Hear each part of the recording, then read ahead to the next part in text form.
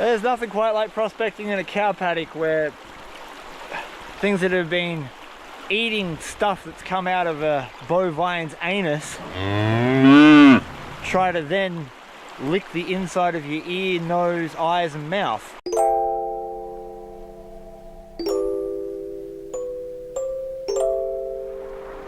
I am a sucker for history. I love getting into the archives, reading about what the old timers used to do out here on the gold fields.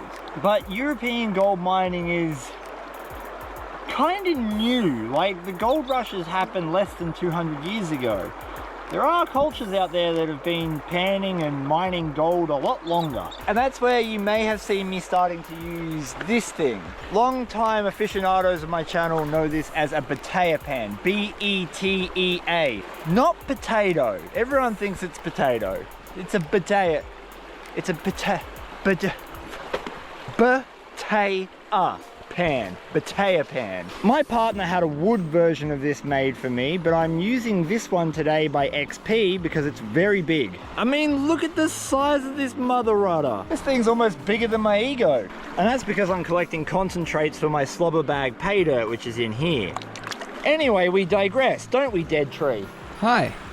I want to show you guys the new updated technique that I've been teaching myself over the last several months since getting my wooden version.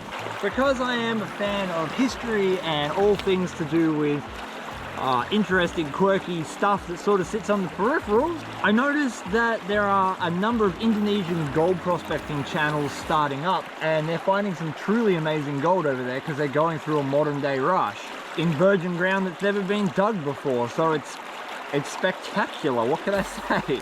And they all use a version of this. Their technique is very different to the one that I originally learned off Dan Hurd's channel.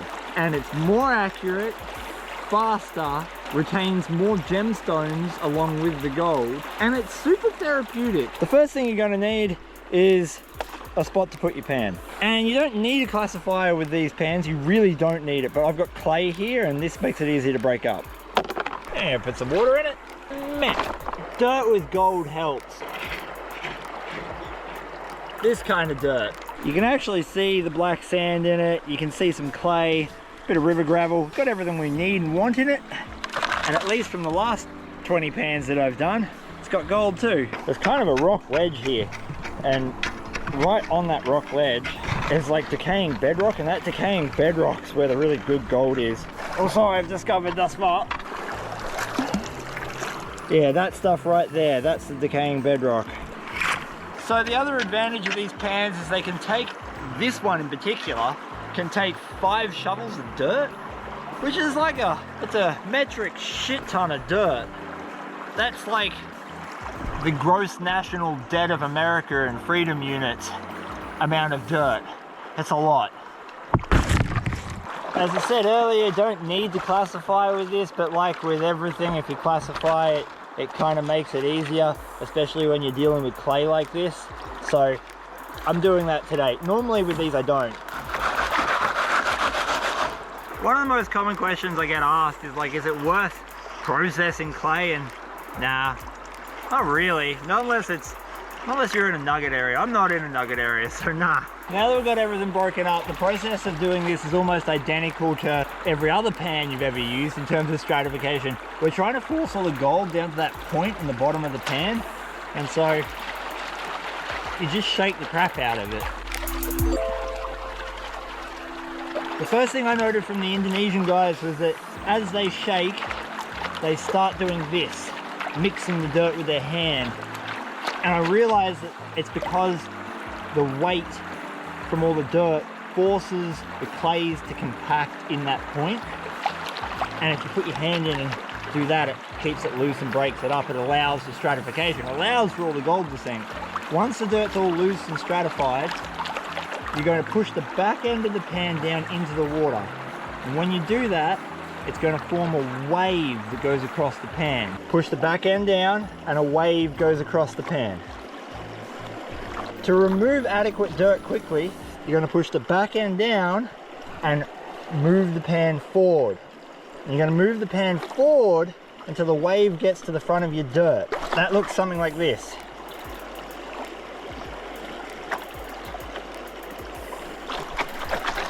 To remove the dirt, when you get to the point where the pan's all the way forward, you're going to do the opposite. You're going to dip the front end of the pan down and drag back. That's what's going to remove your dirt. So this is what it looks like in one go. Down, forward, back. Down, forward, back. Down, forward, back.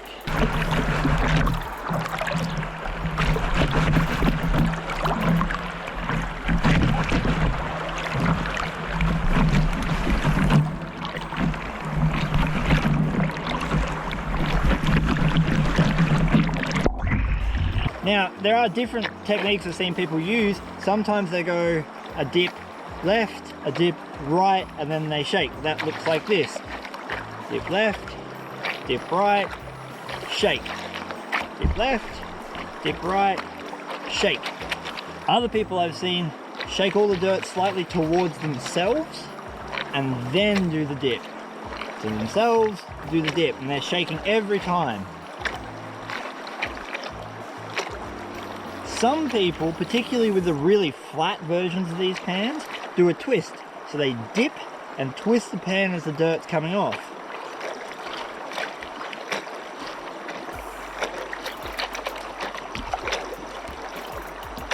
So far as I can tell, they all work. In fact, I go so far as to say it almost doesn't matter what technique you use. The main consideration here is just what kind of dirt you're trying to remove. Some techniques, like the spinning technique, work better in lighter soils because you're constantly recovering the dirt up. Whereas the left and right tend to work, I found, in heavier soils because you're hitting the soil from two different ways. But it's honestly whatever works comfortably for you. This is the part that, because the pan from XP has a really steep cone shape to it, it's very difficult to take it all the way down by using that dip and push method. That's used to primarily take off the overburden, the stuff that has nothing interesting in it. This is where the Pan Swirl comes in. We put a little bit of water in there so that we just cover up the dirt that we have remaining, and we're going to hyper concentrate everything in the bottom by spinning the dirt. We loosen it up and start spinning it, and centrifugal force and stratification tend to separate everything out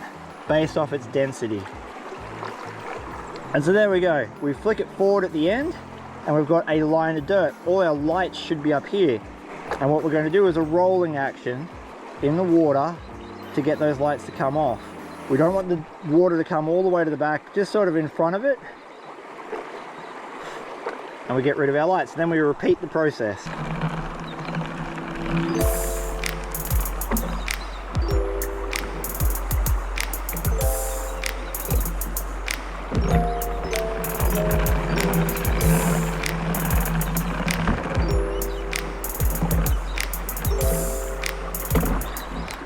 Once we get down to this position, it's just about revealing the gold. You can use a snuffer bottle or tip it into a pan like I am.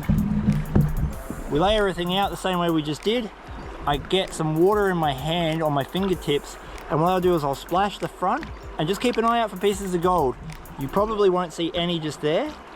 Most of our gold, if there is any, will be right down the bottom here. Oh yeah, that was a good one. There we have it. Easy as pie. It took me a little while to get the technique down, but it's definitely a superior technique to the one that I was using. And in my experience now, the amount of gold I recover and the amount of gemstones I recover is far, far more than what I was getting using the other technique, and even in fact a regular pan. Regular pans are fantastic for doing testing. Regular pans are fantastic for doing cleanups, but my personal preference as I stand here today is to use one of those pans for almost all of it, because they're just more enjoyable to use, in my opinion, which isn't worth much, so do what you want with it.